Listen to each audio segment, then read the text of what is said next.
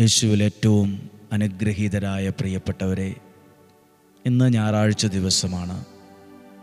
വളരെ സന്തോഷത്തോടും പ്രതീക്ഷയോടും നിങ്ങൾക്ക് വേണ്ടി പ്രാർത്ഥിക്കുവാണ്. ഇന്നർപ്പിക്കുന്ന വിശുദ്ധ കുർബാനയിൽ നിങ്ങളെല്ലാവരെയും ഓർക്കും, നിങ്ങൾക്ക് വേണ്ടി പ്രാർത്ഥിക്കും. ദൈവത്തിൻ്റെ വലിയൊരു അനുഗ്രഹം ഇന്ന് അനുഭവിക്കാൻ ഇടവരട്ടെ. ഇങ്ങനെയൊരു പ്രാർത്ഥന ഓർത്തു. കർത്താവേ, ഡെയിലി ബ്ലെസ്സിങ്ങിലൂടെ അങ്ങയുടെ വചനം കേൾക്കുന്ന ആരും തകർന്നു പോകാനോ പരാജയപ്പെട്ടു പോകാനോ നശിച്ചു പോകാനോ ഇടയാകാത്ത വിധം ഓരോരുത്തരും അനുഗ്രഹിക്കപ്പെടാൻ വേണ്ടി, ഓരോ കുടുംബവും അനുഗ്രഹിക്കപ്പെടാൻ വേണ്ടി അവരെ ഞങ്ങൾ ഒന്നിച്ച് അനുഗ്രഹിച്ച് പ്രാർത്ഥിക്കുന്നു. ഞങ്ങളവരെ, വചനം കേൾക്കുന്നവരെ, ഈ വചനം അയച്ചു കൊടുത്തവരെ, സ്വീകരിച്ചവരെ, കുടുംബമായി കേൾക്കുന്നവരെ ഞങ്ങൾ ഒന്നിച്ച് ആ വീടിനെ അനുഗ്രഹിച്ച് പ്രാർത്ഥിക്കുന്നു. നല്ലൊരു ഞായറാഴ്ചയായിരിക്കട്ടെ. സന്തോഷത്തോടെ നമുക്ക് ഈ സമയം പ്രയോജനപ്പെടുത്താം. നിങ്ങൾക്ക് വേണ്ടി പ്രാർത്ഥിക്കുന്നു. പ്രാർത്ഥനയിൽ നിങ്ങളെ ദൈവകരങ്ങളിൽ ഏൽപ്പിച്ചു കൊടുക്കുന്നു. ദൈവം നിങ്ങളെ ഒരിക്കലും തള്ളിക്കളയുകയില്ല. ദൈവം ഒരിക്കലും പ്രാർത്ഥിക്കുന്ന നമ്മെ ഉപേക്ഷിക്കുകയില്ല. പ്രശ്നങ്ങളില്ലെന്നല്ല, പ്രതിസന്ധികളില്ലെന്നല്ല, വെല്ലുവിളികളില്ലെന്നല്ല, പക്ഷേ അതിനിടയിലൂടെയും ദൈവം നമ്മെ സുരക്ഷിതമായി കൈപിടിച്ച് നടത്തുന്നതിലാണ് ദൈവത്തിൻ്റെ അത്ഭുതമുള്ളത്. ഇന്ന് പ്രതീക്ഷയോടെ ഈ വചനം കേൾക്കാം. വിശുദ്ധ മത്തായിയുടെ സുവിശേഷം 14-ാം അധ്യായം 28-ാമത്തെ വാക്യം ഞാൻ വായിക്കാം. 28 മുതലുള്ള വാക്യം. പത്രോസ് അവനോട് പറഞ്ഞു, കർത്താവേ, അങ്ങാണെങ്കിൽ ഞാൻ ജലത്തിൻ്റെ മീതെ കൂടി അങ്ങയുടെ അടുത്തേക്ക് വരാൻ കൽപ്പിക്കുക. വെള്ളത്തിൻ്റെ മുകളിൽ കൂടെ നടന്നു വരാൻ എന്നോട് കൽപ്പിക്കുക. അപ്പോഴത്തെ സാഹചര്യം അറിയാമോ? അതിന് മുകളിൽ എഴുതിയിട്ടുണ്ട്. മുകളിലത്തെ ഭാഗം കൊടുങ്കാറ്റ്, കാറ്റ്, പ്രതികൂലം, തിരമാലകളിൽ പെട്ടത് വല്ലാതെ ഉലഞ്ഞു.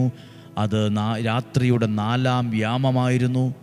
അവർ പരിഭ്രാന്തരായി ഭയപ്പെട്ടു. ഈ സാഹചര്യത്തിലാണ് പത്രോസ്ലീഹ പറയുന്നത്, അങ്ങാണെങ്കിൽ ഈ ജലത്തിൻ്റെ മുകളിൽ കൂടെ നടന്നു വരാൻ എന്നോട് കൽപ്പിക്കുക. അപ്പോൾ യേശു പറഞ്ഞു, വരിക. പത്രോസ് 29-ാമത്തെ വാക്യം.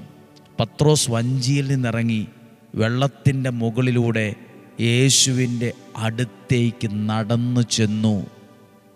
യേശുവിൻ്റെ അടുത്തേക്ക് നടന്നു ചെന്നു. പ്രശ്നങ്ങളും പ്രതിസന്ധികളും ചുറ്റുമുണ്ട്, പക്ഷേ യേശുവിൻ്റെ അടുത്തേക്ക് നടന്നു ചെന്നു. എന്നാൽ കാറ്റ് ആഞ്ഞടിക്കുന്നത് കണ്ട് അവൻ ഭയന്നു ജലത്തിൽ മുങ്ങിത്താഴാൻ തുടങ്ങി.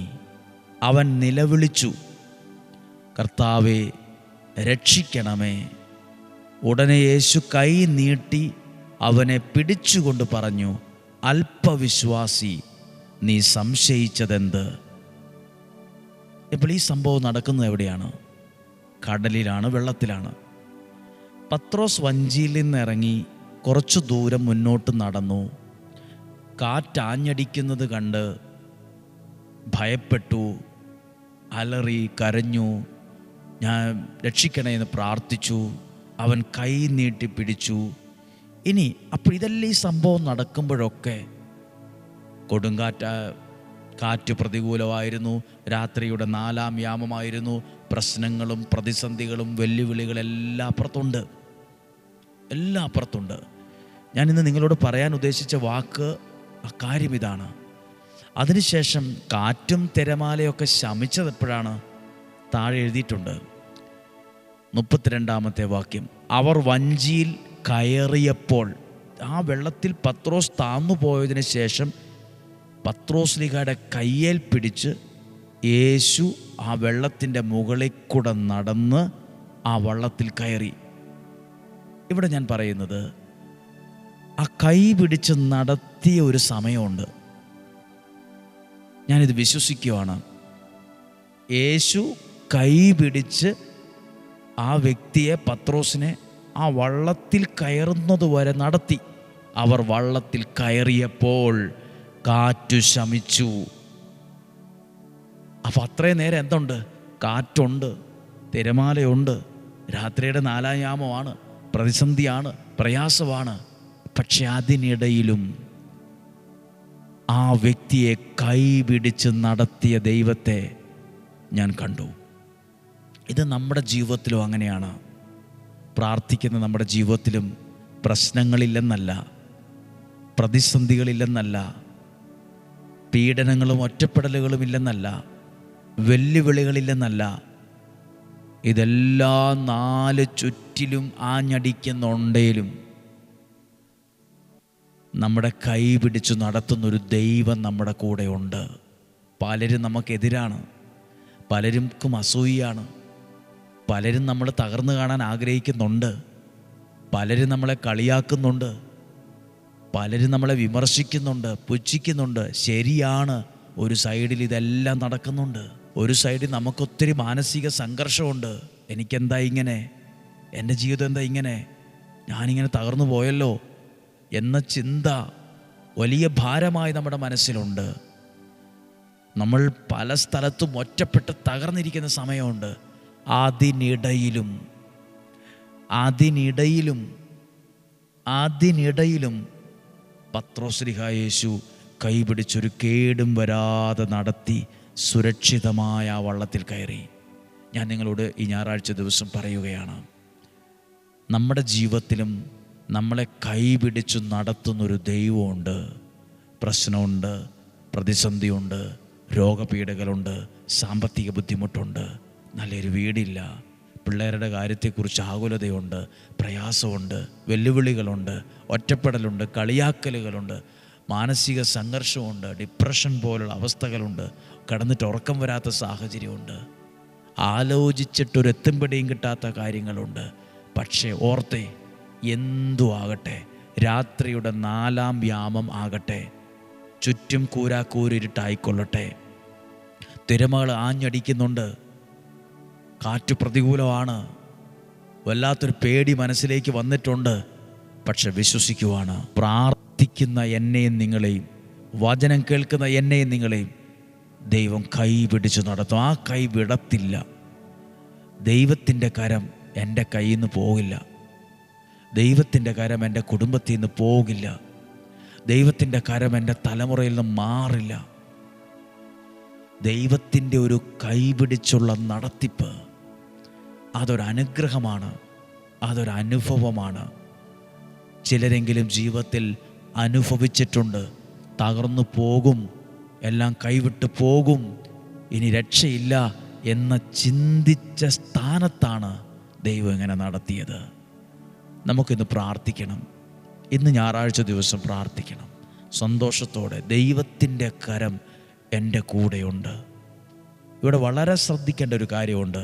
ദൈവത്തിൻ്റെ വാക്ക് കേട്ട് ഇറങ്ങിയ വ്യക്തി വെള്ളം കുടിച്ച് വെള്ളത്തിനടിയിലായി എന്ന് എഴുതിയിട്ടില്ല. പ്രശ്നങ്ങളിൽ താന്നുപോയി എന്ന് എഴുതിയിട്ടില്ല.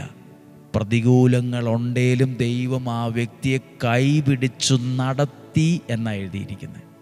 പ്രതിസന്ധികളുണ്ടേലും പ്രാർത്ഥിക്കുന്ന എന്നെയും നിങ്ങളെയും, വചനം കേൾക്കുന്ന ദൈവത്തിൻ്റെ സ്വരം കേൾക്കുന്ന എന്നെയും നിങ്ങളെയും, കടലുണ്ടായിക്കൊള്ളട്ടെ, ആഴമുണ്ടായിക്കൊള്ളട്ടെ, വെള്ളത്തിനടിയിൽ തിമിംഗലം ഉണ്ടായിക്കൊള്ളട്ടെ, മുതലയുണ്ടായിക്കൊള്ളട്ടെ, എന്തും ഉണ്ടാകട്ടെ, കാറ്റുണ്ടായിക്കൊള്ളട്ടെ, തിരമാലയുണ്ടായിക്കൊള്ളട്ടെ, ദൈവം എന്നെ കൈപിടിച്ച് നടത്തും. ഒരു കേടും വരാതെ, ഒരു കുറവും വരാതെ. ഇച്ചിരി പരീക്ഷണങ്ങളും പ്രതിസന്ധികളും വേദനകൾക്ക് അനുഭവിച്ചാലും എൻ്റെ ജീവിതം തകർന്നു പോകാൻ, തോറ്റുപോകാൻ, നശിച്ചു പോകാൻ എൻ്റെ ദൈവം സമ്മതിക്കുകയില്ല.